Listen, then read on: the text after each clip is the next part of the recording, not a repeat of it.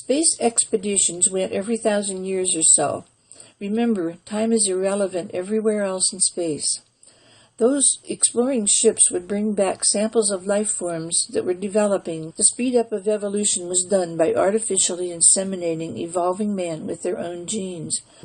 The divine sparks entered the bodies after the third round of inseminations took place. This would be the 5th day, biblically speaking. This was at the time of Lemuria. It finally was determined through trial and error that 2 generations needed to pass before the next mating took place.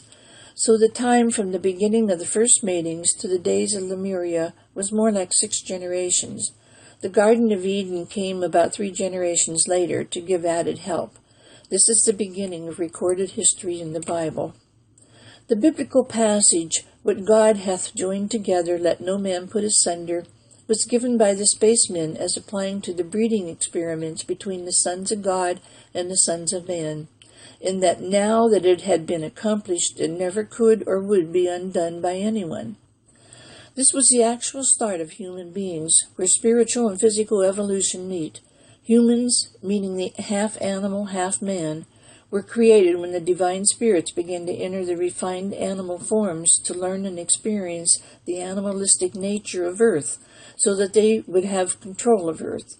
They have finally realized that they cannot control the nature forces of the planets, but can learn to control the nature forces, animal nature, of the forms, the bodies. Eventually, humanity developed into the stage termed the Atlantean stage, and the Sixth Chakra, the third eye, developed. This led to daydreaming and more visualization and imagination. The stage of Atlantis was a mess.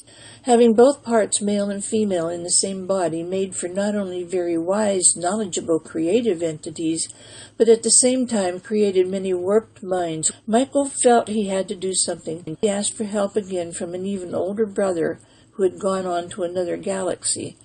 This brother sent help in the form of storms that practically destroyed this beautiful Earth. The most advanced of the cavemen and the most advanced of the animals were saved, and he started his creation over, the biblical story of Noah and the ark.